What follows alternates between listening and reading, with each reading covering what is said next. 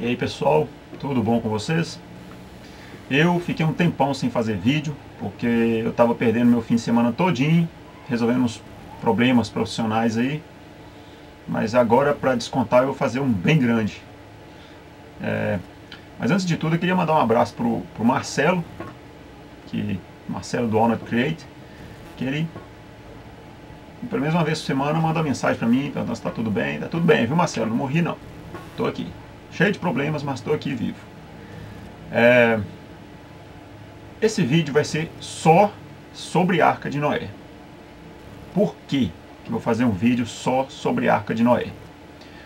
Bom, primeiro, o Marcelo fez um vídeo, né, mostrando alguns detalhes dessa história dessa arca, que é fajuta, e eu fiquei impressionado com a quantidade de pessoas que ainda acredita que essa história é verdadeira. É de dar pena, certo? E segundo, que eu assisti a um vídeo de uma escola adventista, onde os professores enganavam um monte de história, sabe? Inventavam um monte de história deturpada sobre a formação dos fósseis, que os dinossauros morreram há 4.000, 5.000 anos, com as águas do dilúvio, né? Com a inundação lá do dilúvio. Eu acho que todo mundo que passou por uma escola normal, que tem um conhecimento básico sobre isso, sabe que um fóssil não é formado com 4.000 anos, 5.000 anos, como eles tentam ensinar nessa escola. Eu vou colocar dois links aqui na descrição. Eu queria que vocês assistissem na ordem que está lá na descrição, na ordem que aparece na descrição. Primeiro, o vídeo da escola adventista. Só um conselho para você, que apesar de ser uma pessoa racional, mas que pode ter variações de personalidade. Eu, por exemplo, eu assisti aquela bosta, eu tive vontade de quebrar o monitor, ou de dar um tiro na cabeça, porque é revoltante o que eles fazem com as crianças. E segundo, eu queria que vocês assistissem o filme, o vídeo do Pirula, que da comunidade ateísta do YouTube, eu acho que é a pessoa mais capacitada para falar sobre fósseis. Eu acho que ele trabalha com isso, se não me engano. Então vamos lá. O vídeo, eu já disse, ele vai ser grande, mas ele vai ser só uma sequência de perguntas, de dúvidas, para você que ainda acredita nessa história, pensar um pouquinho, refletir um pouquinho sobre a lógica dessa história dessa arca, né? Antes de tudo, eu queria deixar claro que alguns itens, algumas partes desse vídeo eu tirei do site ceticismo.wordpress.com. Vou deixar o link de todos os sites que eu tirei alguma informação, eu vou deixar o link na descrição, tá? Para não ter dúvida. Então tá. Bom, eu não vou citar aqui a epopeia de Gilgamesh. Primeiro que a epopeia de Gilgamesh não fala só sobre a arca. Se vocês lerem, né, eu vou deixar o link na descrição. Se vocês lerem a epopeia de Gilgamesh e lerem o livro do Gênesis, vocês vão ver a incrível semelhança que tem entre eles. Certo? Então vamos lá. Primeiro ponto, talvez o mais importante. Segundo os que acreditam na história da Bíblia, o Deus deles é o deles, não é o do outro não, é o deles, só o deles que criou. Criou o universo todinho, do nada, em 6 dias. Vale lembrar que 5 dias ele ficou só na Terra. Em um dia só, ele fez a lua, o sol e as estrelas no céu. Vou dar um tempinho para você refletir sobre essa expressão, sobre essa frase, as estrelas no céu. Vou só citar a VY Canis Majoris, que é a maior estrela conhecida pelo homem, é 2.100 vezes o raio do Sol. Ela tem 3 bilhões de quilômetros de diâmetro. Se ela estivesse no lugar do nosso Sol, a superfície dela ia alcançar Saturno. É só para vocês terem uma ideia do quanto é absurda essa história da criação do universo. Certo? Ele fez a Terra, que é um substrato de pó de bosta, né, desse tamanhozinho, em 5 dias. Em um dia, ele fez o resto do universo todinho. Beleza. Aí um belo dia, ele não gostou da merda que estava na Terra, ignorou completamente o fato de que a merda foi ele que criou e resolveu destruir tudo. Por algum motivo que não é explicado na Bíblia, ele não consegue fazer isso por meios mágicos, como ele fez na criação. Beleza. Segundo ponto. Em todo o planeta, só existia Noé que prestava. Só Noé prestava. Isso inclui criança, recém-nascido, os fetos que estavam para nascer, e essa é para você religioso, hipócrita, que ficou enchendo o saco por causa da aprovação da lei de aborto para os anencéfalos. O seu Deus queridinho, para você que acredita, né? Ele matou muito mais fetos perfeitos, sem nenhum problema congênito, nem sei se é essa a palavra, mas enfim, ele matou um monte de fetos inocentes também, tá? Então para de nojo. Ele matou também os animais. Os animais deviam ser muito perversos também naquela época.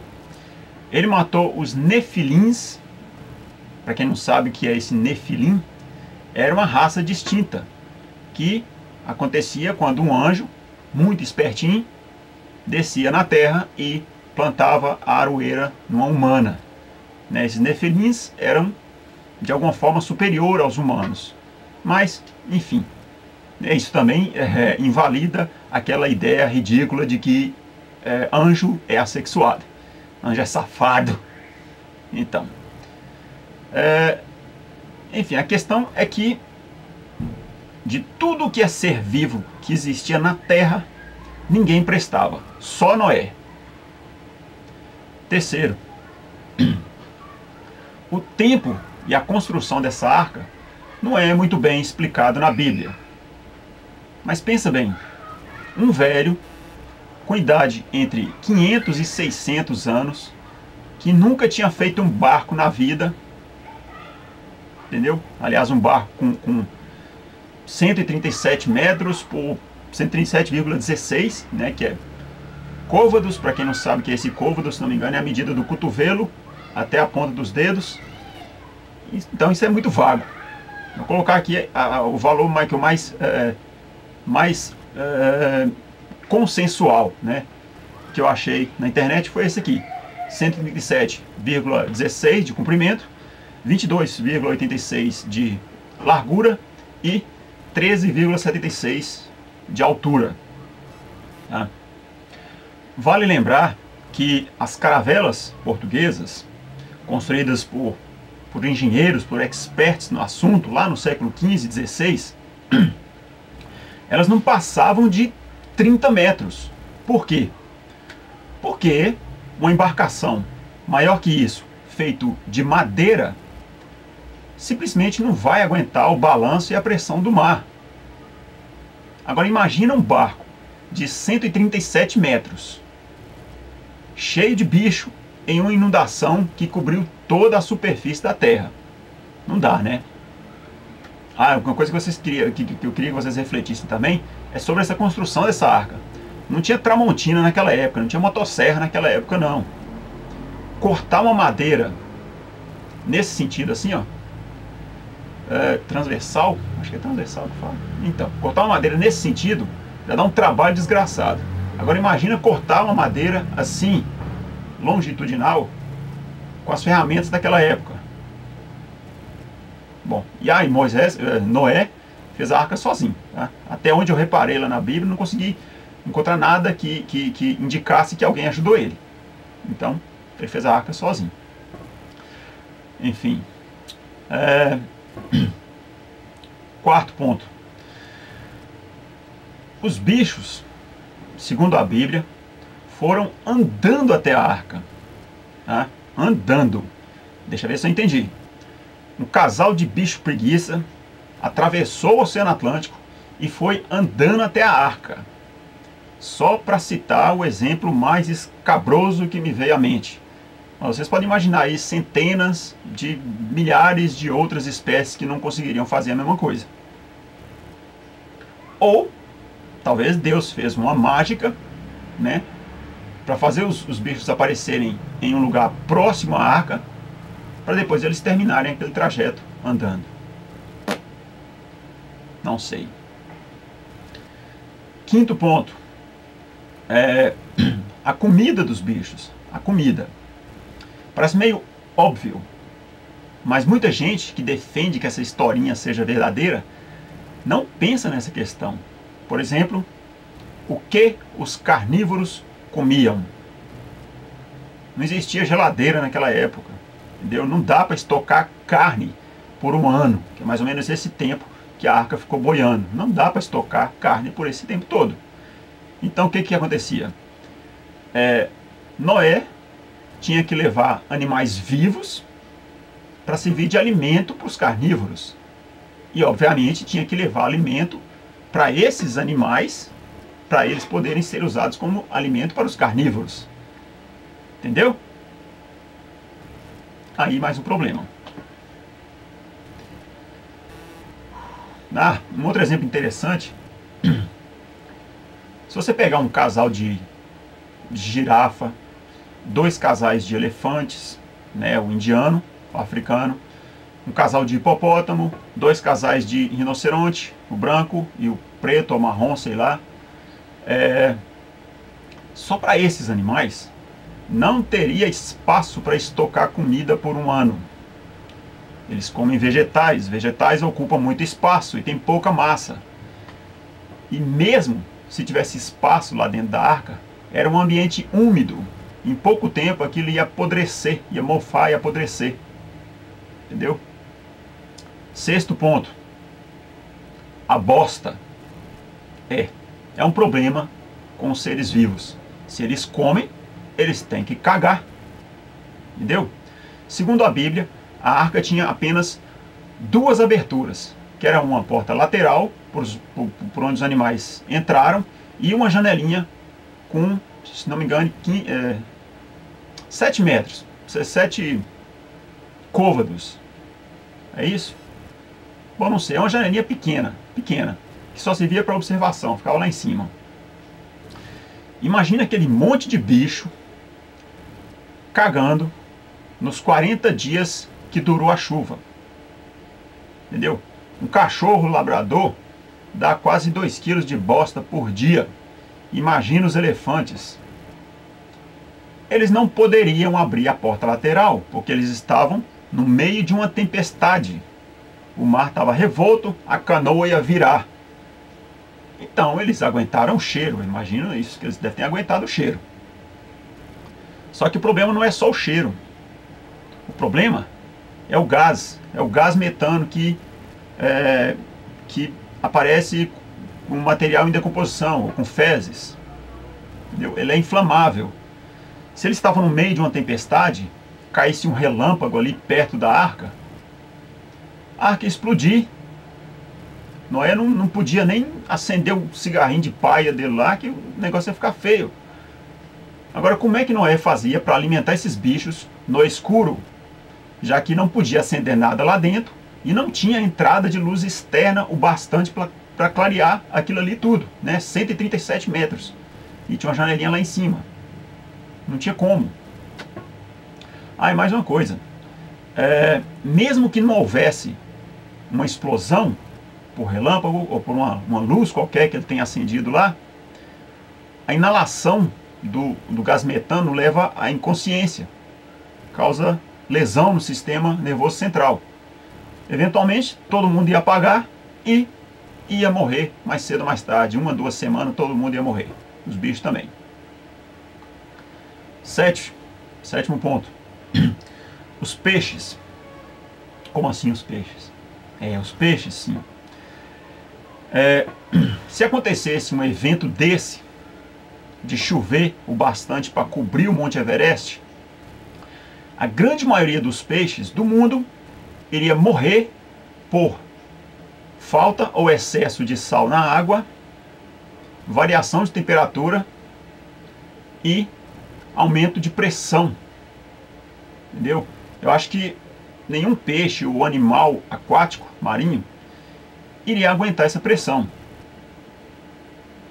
Acho que, pensando bem, nem a Terra ia aguentar uma pressão dessa. Nem o planeta ia aguentar uma pressão dessa. 8. O volume de água.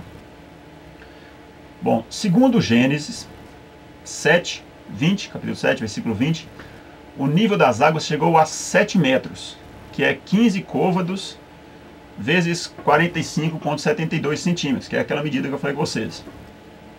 Acima dos picos mais altos.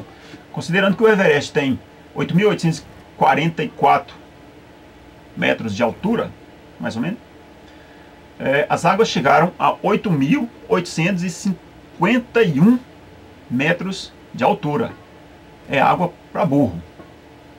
Entendeu? Água para burro? Pois é. Vai ter retardado aí dizendo que o Monte Everest era menor naquela época. E realmente era menor. Só que a velocidade de crescimento do Monte Everest é de 2,5 a 5 centímetros por século. Por século. Vou colocar 5 centímetros para facilitar o cálculo. Né? Então, 5 centímetros por século. Em um milênio, dá 50 centímetros. E em 5 anos, 5 milênios, 5 mil anos, 4.800, 5 mil anos, que é mais ou menos a época que eles falam que aconteceu o dilúvio, vai dar 2,5 metros. Quer dizer, o Monte Everest era 2,5 metros menor do que está hoje. Grande bosta. Um detalhe importante. As chuvas, elas teriam que vir de um lugar acima das nuvens. Acima das nuvens. Entendeu? Eu vou falar uma coisa aqui que, se tiver alguém entendido de nuvem aí, fica à vontade para me corrigir. Mas até onde eu sei, a base das nuvens de chuva é no máximo até 6 km de altura, 6.000 metros de altura. Base das nuvens de chuva é até 6.000 metros de altura. Se passar disso, aí não é mais chuva, aí é granizo. Ninguém ia morrer afogado, ia morrer de traumatismo craniano.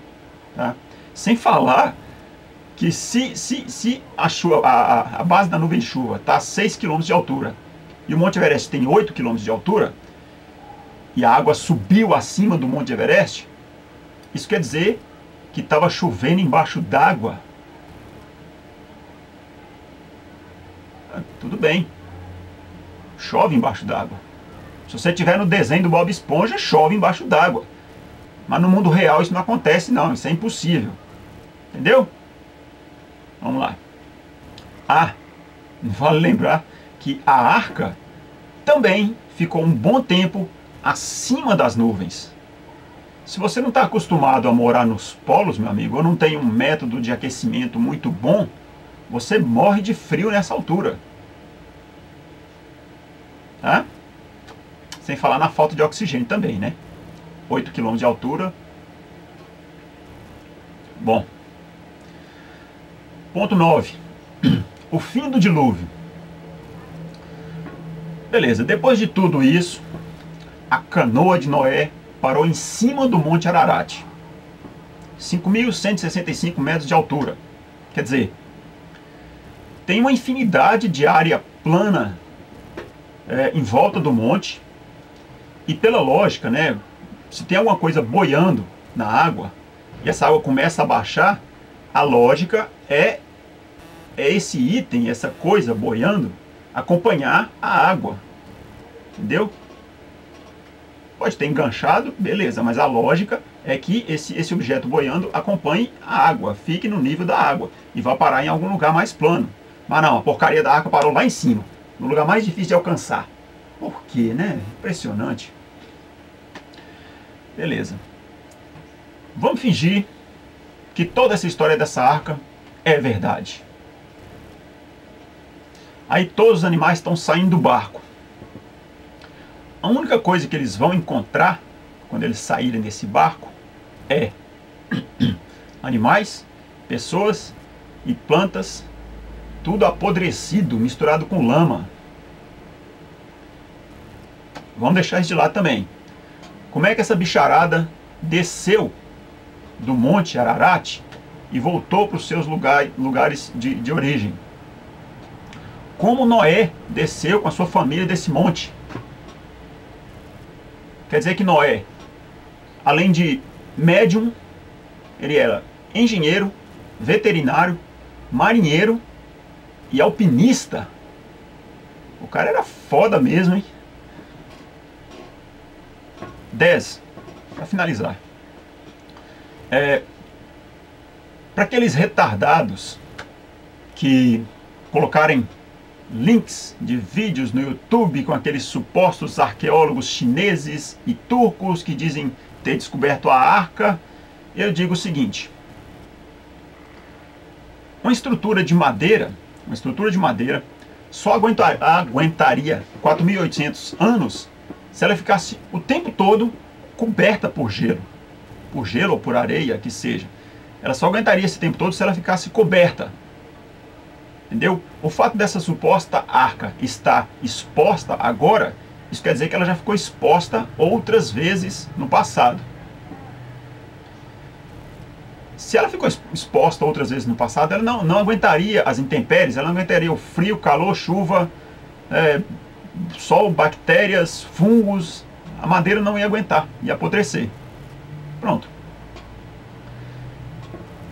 Os caras, né, esses supostos arqueólogos que aparecem no vídeo que encontraram a arca, eles podem até ser arqueólogos, mas antes de tudo, eles são evangélicos. Aí está o ponto que no vídeo não fala muito bem, né? Pelo menos no que eu assisti, talvez tenha um que explica direitinho isso. Mas eles são parte de um grupo de Hong Kong chamado o Ministério Internacional da Arca de Noé. E todos nós sabemos que evangélicos não estão nem um pouco interessados na verdade. A única coisa que eles querem é impor a crença deles. Pronto. O grupo, né, esse grupo de fanáticos que descobriu a arca, eles não estão interessados em publicar essa descoberta em uma revista científica independente. Por quê? Porque para ser publicado em uma revista científica, isso teria que passar por uma bateria de testes para comprovar a veracidade. E mais uma vez, o evangélico não está interessado em verdade, ele só quer impor o seu ponto de vista. Certo? Eu tenho 39 anos. No meu tempo de vida, essa é a terceira vez que encontram a Arca de Noé. Sério mesmo, não estou brincando. Essa é a terceira vez que encontram a Arca de Noé. E nas outras duas vezes também, ninguém publicou nada em revista científica. Por quê? Porque eram farsas. Eram farsas criadas por religiosos para impressionar religiosos. Tá? Mais uma coisinha aqui. Essa eu tirei do site ceticismoaberto.com. Também vou colocar o link. Eu vou ter que ler aqui. O teólogo Randall Price, ele mesmo defensor da existência da Arca de Noé, seria um arqueólogo participante da expedição chinesa em 2008. E em mensagem eletrônica revela que, abre aspas,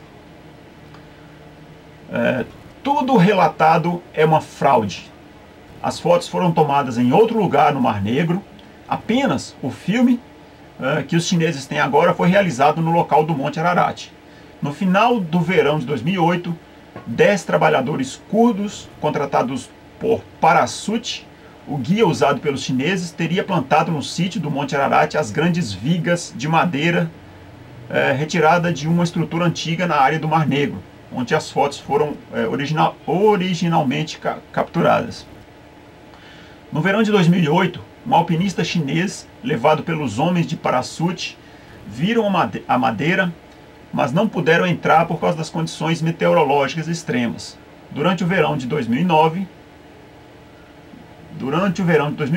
mas a madeira plantada no interior da caverna no local. A equipe chinesa, no final do verão de 2009, eu estava lá, ele, né, no caso, no momento, e sabia da fraude. E lhes foi mostrada a caverna com a madeira. Eles fizeram seu filme, como disse, tenho as fotos do interior da tal arca, que mostra teias de aranha nos cantos das vigas. Algo simplesmente impossível nessas condições. E nosso sócio curdo em Dogubabiazit, a vila ao pé do Monte Ararat, sabe de todos os fatos sobre o local, os homens que plantaram a madeira e mesmo o caminhão que a transportou. Fecha aspas. Olha, gente, só mais uma coisinha aqui. Quando se fala nesse dilúvio, na quantidade de água, tem muita gente idiota que fala que a água do dilúvio está congelada nos polos agora. Meu amigo, se você descongelar toda a água dos polos, isso não vai cobrir Fernando de Noronha, não vai cobrir o Monte Dois Irmãos aqui em Montes Claros, quanto mais o Pico Everest. Entendeu?